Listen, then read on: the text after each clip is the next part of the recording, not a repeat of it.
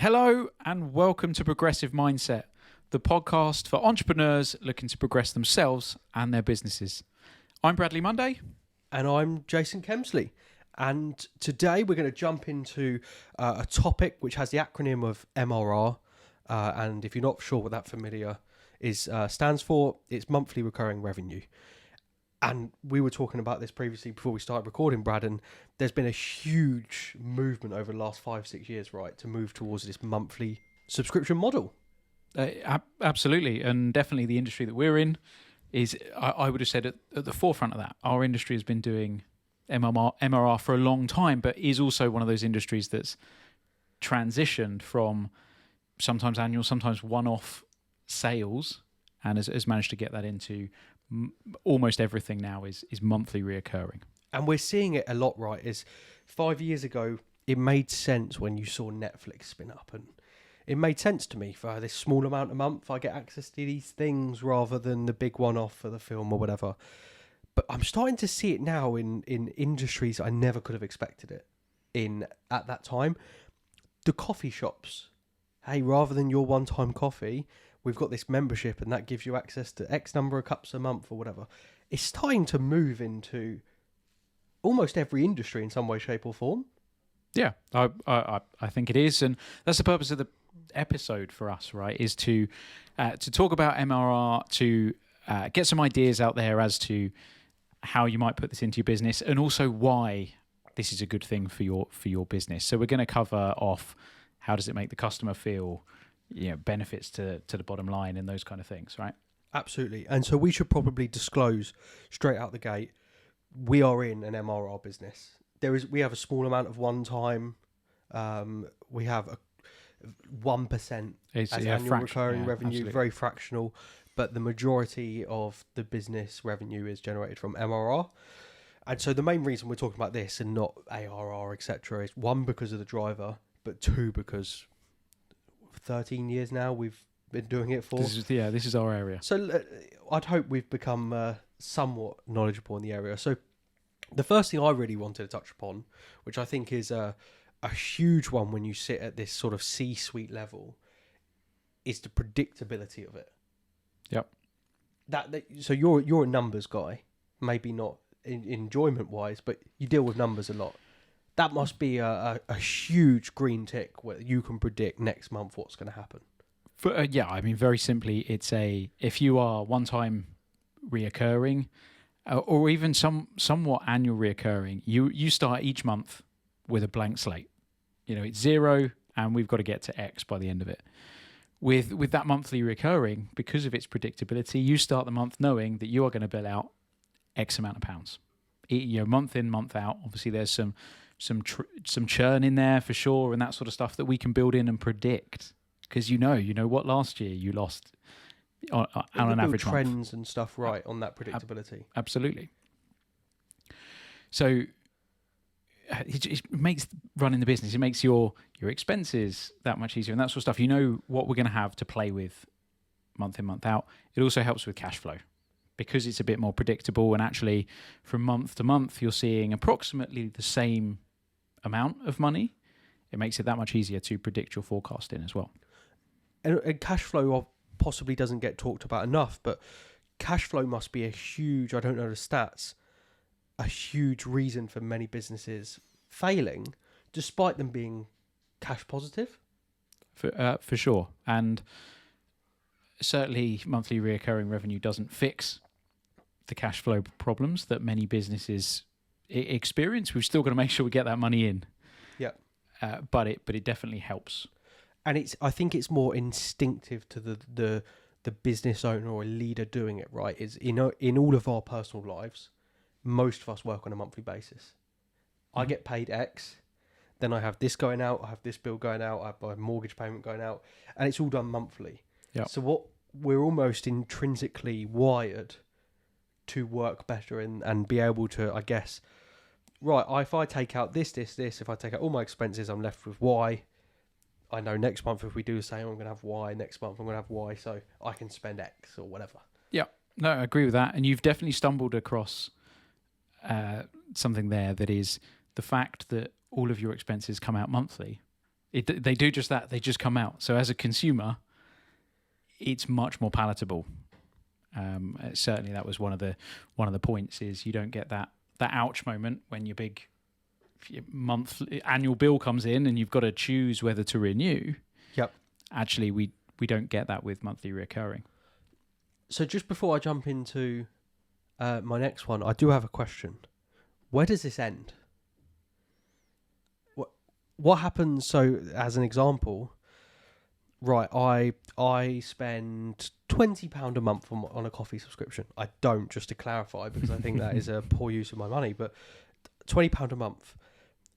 What's to say their next goal is not for just £5 a week, for just 50p a day?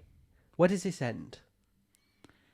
Well, so it depends on what you're marketing, right? Because lots of insurances talk about it. Depends what you're comparing it against. So I think that's what you're talking about there is a little bit around messaging. I've seen lots of people say, well, you can have your insurance for less than your coffee. Yep. Costs you a day and all of that sort of stuff. So where does it end?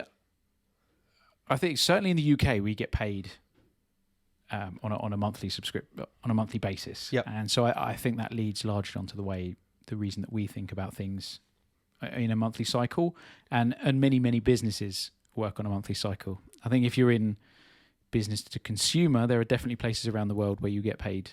It's more traditional to get paid weekly or bi-weekly. Yep. I don't know. Perhaps we see it take one more and step. That's what I'm thinking is in the US, 2 weekly, from what I've seen, is quite common for payment, for salary payments. Yep. So is the next step your Netflix, which is $10 a month, or $5 every 2 weeks? Because it gives them even more regular. But then is that too many touch points of money going out? There's a balance here somewhere, right? And that's what I guess we're talking about. Is we're going to talk about how it makes people feel. Once a year is a shock. Yep. Every day probably feels like you're spending too much. I feel like the month is what the world sees as the balancing point that everyone is familiar and comfortable with. Yeah, certainly. If you get into any more frequent than that, I think you're definitely at the forefront of trialing these things. Let's aim to get it monthly. Take your 12 payments a year and be done with and it. go from there. And so then the next, after predictability, it leads quite nicely into forecasting. So when we sit down with the leadership team and we're talking about where we want to go, yep, the year's just wrapped up. Where do we want to get to next year? What do we want to grow to? The MRR model means it becomes quite simple to start to backfill and calculate how I'm going to reach that particular goal. Yep. And so, and there's obviously some maths involved with that, etc. And we'll share those little nuggets. But what it makes very useful is if I'm doing one time or if I'm doing ARR, you don't have too many opportunities to get back on track or back onto targets when you fall off, because everyone falls off them at some point. With monthly, although there are better times to fall off than others, you've got 12 monthly cycles to keep an eye on the target, the moving target that it is. I'm gonna slightly disagree with that in that I agree with some of the points you made there, but I don't agree with it being easier. So you definitely don't want to fall behind. You know, with monthly reoccurring, you definitely don't want to fall behind in the first few quarters. You want to hit your targets, because actually, that just any revenue you didn't have in the first quarter, you definitely aren't going to see. You know, obviously for 3 more quarters, because it's that reoccurring piece. And I guess the flip side, if you get ahead in quarters 1 and 2, then you are set for your targets for the rest of the year. Whereas when you're doing one-time sales, you've got to go and graft every month to get to a target. But they tend to be more seasonal and those kind of things. With one time, there's usually things throughout the year that you need to know about. Absolutely. Yep. No, agreed. And so I guess just to throw the number piece in here, in case anyone ever is thinking about it. 78 is the magic number, and being a numbers guy, it'd probably be best if you explain this rather than me. 78 is the magic number, and timesing the amount by 78 is effectively what will give you the cumulative total, because there are a total of 78 billing periods. Yep. In a full 12-month period. But So I haven't explained that very well. So if we're looking at every month we're going to sell £10,000 worth of additional sales. Yep. From January, if you multiply that by 78, that gets you right. January I'm doing 10,000, but I'm going to continue to build that 10,000 for the remaining months of the year. Yep. In February, I'm going to build the original 10,000 from January plus another 10,000, and when you multiply that up from 12, 11, 10, and on we go, it works out to be 78. Which, when we're talking about forecasting, can just make some of those the process of forecasting a little bit easier. You then start to, okay, actually that's not quite achievable in this month because it's a quiet month in our industry, so we take from there. But we think in this month there's a lot of activity, so we can get a bit more, and it creates a bit more of a what I would consider a balanced forecast sheet, rather than big jumps or dips based on, I've had a salesman off for 2 weeks last month, and so he only had 2 weeks of selling one-time items. It allows for these things to be factored in, and you can get ahead of the curve. If you have someone off for 2 weeks, or every business has someone that wants to take a sabbatical for a month or however long it is. Okay, well, can we maybe look at how they can add 20% extra onto their target the month before? Yeah. And then at least for that month, we know they're not going to do any one time, but they're covered. And so it allows some element of flexibility, being able to cover gaps. It certainly, just as you said earlier, makes your calculations that much easier. You don't have to multiply everything up by the amount of months that are remaining and add that on. But the monthly recurring piece also allows you to start to predict what are my monthly losses, so that you can then work out what additionals you've then got to add on throughout the year. Yep. So it does make you knowing what's coming into your business, or certainly what you're predicting coming into your business, a little bit easier than when it's one time.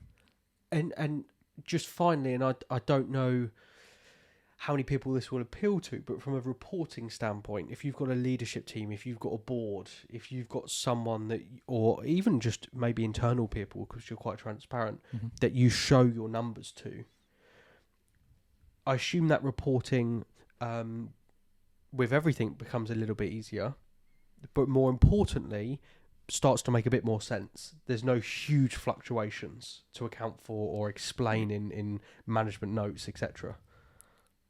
I think it highlights issues probably a little bit quicker because it's meant to be so predictable, and the reporting should look quite linear, right? You should see the upward curve.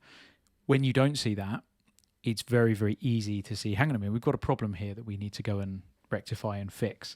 So I think the reporting piece is probably the same amount of work that goes into it, but we're seeing issues that much sooner. The same set of you want leading numbers rather than trailing numbers. That doesn't change. We still need to know where that money's coming from. Absolutely, yeah. The principles and stuff does. What does change is how you target salespeople. Absolutely, and this is really key. I've seen many businesses in our space, as they were transitioning from the one-time sales to the monthly recurring, bitten themselves because actually didn't know how or didn't want to incentivize salespeople to sell monthly, because the commissions just look wildly different. You as a business aren't going to see all that upfront money like you would have done with a one-time sale. Therefore, you can't give commission based on money that you haven't got here. So that doesn't work. So talk a little bit about this. Is definitely your field, right? So let's talk around. And I think you just said a very good point. Is the people that are struggling to change, it's a mindset thing, and it's also that they've become stuck in a way where their bills are annual, and so we're only bringing in X this month, but I've got annual bills coming in for Y. How do I make the two meet, even though I'm going to get that for the continued 12-month period or whatever? So it's definitely difficult. So sales targets, and it depends what industry you're in, obviously, but from what I've seen, an ARR contract, you get a one-time payment. If you're doing a one-off, you'll get a one-off commission. So there is if you're in an industry, medical insurance and stuff in the US, it's huge for this, where you go and sell a big lump sum piece of equipment or product or whatever. You go and get a big lump sum piece of commission. And the feeling there is, whoa, holy smokes, look how much money I just got paid for doing that deal. I'm incentivized as hell to go and get as many as I can. And that's a bit more difficult with MRR, because we're not paying this big chunk or what feels like a big chunk. Yeah. You're getting probably a better deal, I think, in the MRR commission landscape, but it doesn't feel like it emotionally because you're not seeing a big number. So, and we were talking a little bit about them earlier, but it's not uncommon in MRR, and there's multiple different ways to have a target. And then when let's say you sell a monthly recurring contract and billing wise, and it's a 12-month contract, you receive 3 commission payments over the first 3 months of the contract. And the 3 of them will still add up to what you would have got with your annual recurring commission. They're just but divided by 3. So let's spread over. As an example, to give a real world example, I sell something and I'm due £1,000 commission. In ARR world, I'd get £1,000 into my bank. Whippy, I'm going to go on that nice weekend away that I wanted to do. In the monthly recurring world, I'm going to get £333 this month. I'm going to get £333 next month. And I'm going to get £333 the month after. Obviously, there's a pound missing there, so I'd be questioning someone, but you get the idea. And that, as from a salesperson, a typical salesperson is in tune or trained monthly, start of the month to end of the month target, quarter target, year target. They're trained in that very traditional methodology.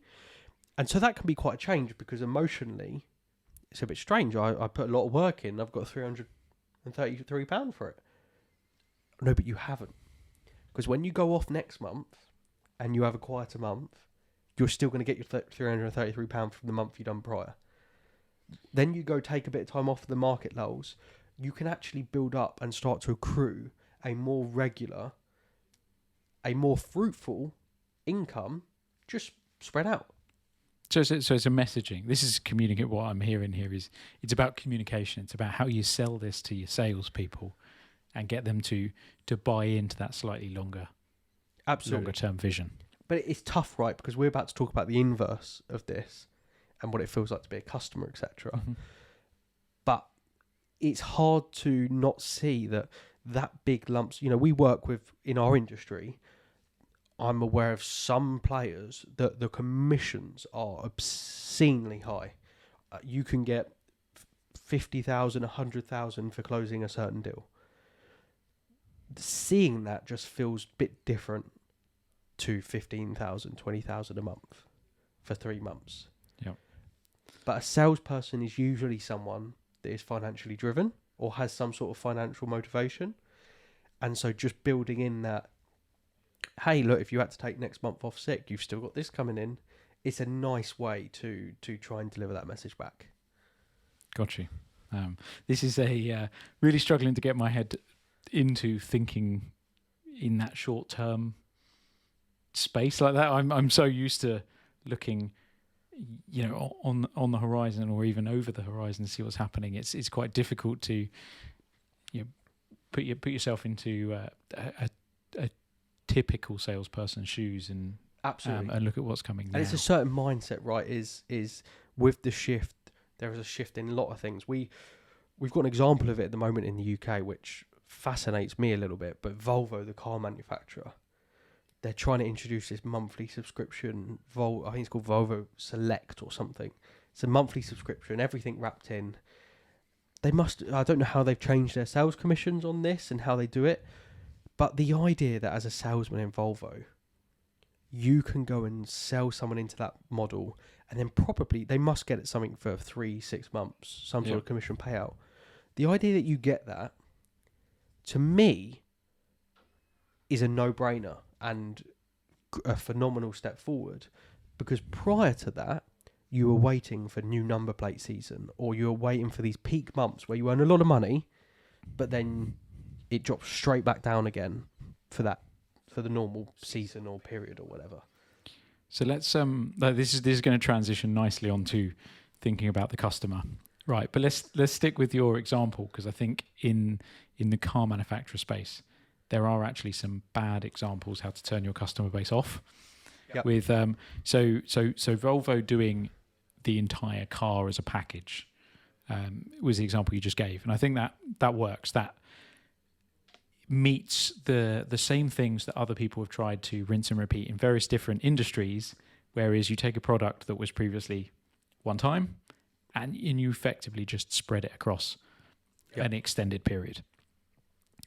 You've got some car manufacturers, and we probably shouldn't name names when we're talking about negative. They need to pay us before negative when we're talking about negative things, but have lent more towards the I'm going to sell you a car in the traditional sense, and then perhaps you're going to pay a subscription for heated seats. Okay. And my personal view, that was obviously met with uproar. Well, hang on a minute, I've bought a thing, and I feel like I own that thing. Yeah, and now you're making me pay to switch it on. It already exists. You've already picked up the cost as the manufacturer. Now you're just trying to extort money from me. And it costs because it costs the same amount to manufacture. Right? Just because you can switch it on and off with a subscription doesn't make it any cheaper to create. I think that's probably the bit that's broken for me as a consumer, and I know many consumers out there are don't charge me for what I've already paid for and has cost you the same. That's the bit. It's principle. It is. I can tell you exactly what it is, because it's a discussion we constantly have between us. The biggest single difference, I believe, between ARR and MRR is the demonstrating value consistently. You've purchased that car. It's adding no extra value to you, but they want more money. Mm-hmm. Or very little significant value. If they said for X amount, once a month we change your tyres and put on these crazy new tyres that we've got, and once a month we do this really cool thing and it changes, we'll paint it a different colour, you'll feel like you're getting enough value to be bought into that subscription. One of the biggest shifts from ARR with your annual recurring revenue, typically at the point of contract renewal, as you're coming close, you want to start making sure they're seeing the value, they're getting what they want, etc., etc. Renew, okay, great, they're good for another year or whatever. With MRR, you want to deliver some sort of consistent value, for sure, metrics or whatever it is. So one of the big things I saw in the Volvo one is it includes insurance. There's a couple other things, and tyre replacements when your tyres wear down, servicing when it comes up. So even though you're paying monthly, every 6 to 9 months, they're going to do something free of charge that makes you remember why you done it monthly in the first place. Yep, you're not having to go for that outlay. Absolutely. So the biggest thing I see with what you just mentioned is I've bought it. I feel like I've spent a decent amount of money on this. The value is not there for me to pay for something that already exists, but you just won't give to me. Yep. And so there's a huge element, and demonstrating value is something we've talked about before on an episode, and I'm sure there'll be another 5 episodes about it in different disguises. But with your MRR billing, if you are doing it or looking at it, whether it's via a report, whether it's via a touch point, whatever it is, you want a quarter minimum, want to be trying to demonstrate the value in some way, shape or form. Yeah, because I think everyone does this. Is it's become very easy to accrue in both business and in your personal life. Absolutely. It's become very easy to accrue multiple reoccurring subscriptions from a finite amount of money coming in, and eventually people go through and they'll cull. Absolutely. And so if you aren't one of those people that's providing the value that you've just stated, you're going to be the one that gets culled. And if I could just quickly talk about a very quick example of this. It's been a hot topic in the UK at the moment. I had 4 subscriptions to watch football, soccer. because they spread it out over different providers, different rights, etc. And then it must be 2-3 months ago, I thought I need to have a clean up because my banking app very nicely shows me monthly subscriptions. It's really nice, and I got to go through. I took off all of them apart from one, and it was the one that happened to email me that day and was at the forefront of my brain to check in. It was a please rate our service. It was an automated email. Right. But I'll be honest, just because of that email, nothing to do with the product or service at the time, because they all have different games. You don't get to choose just a channel for your team. It's spread out. I kept that one. The other three went because I can't remember the last time I saw anything. I can't remember the last time I opened it. The name was just, to me, it meant nothing at that moment. And so I culled them. So off they went. I'm sure at some point I might re-sign up to one of them or whatever when I see something. But if they'd been sending me a weekly, monthly, hey, here's the new stuff on our platform, here's all the... I don't think I would have cancelled them. Okay.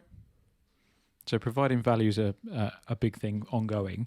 Let's wrap up the episode by just talking about, for those that aren't in a monthly recurring space, what creates... So we pointed out briefly what was bad.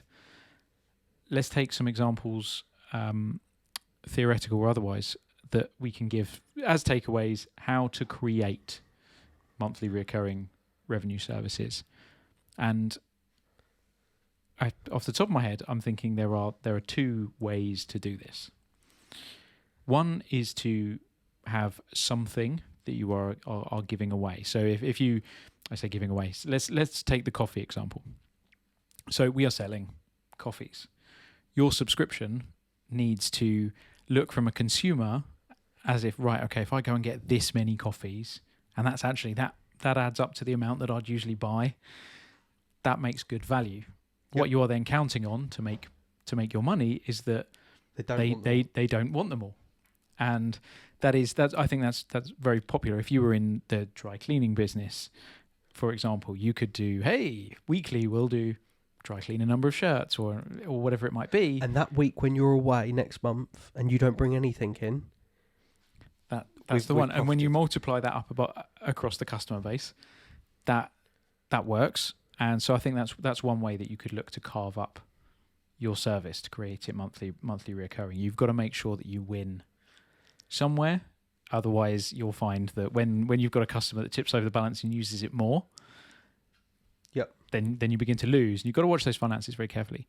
The other way is to price it the same as it would have cost you anyway, on average, and then try to be more efficient with. So if you've got something that you can drive efficiency with, so this is our business that I'm describing here, is when there was a transition from break fix, as we call it, taking a problem and fixing it, and you get billed for it. And you can work out how many times does that thing go wrong on average. So you can work out what it costs you. And then beyond that, the way you drive up your margins is you go and work out how you automate or you bring down the frequency. Absolutely. And I guess the one I would add, or the third one, if there are businesses watching that are annual, one-time annual billing, is you can quite simply take that price, divide it by 12. I think there should be a 3 to 5% on top of that, because of the ease of paying monthly.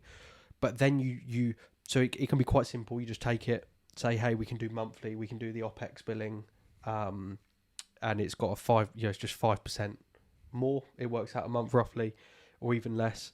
And on top of that, you have to add something of value that happens on top of it monthly to encourage them to go for the MRR as opposed to the ARR.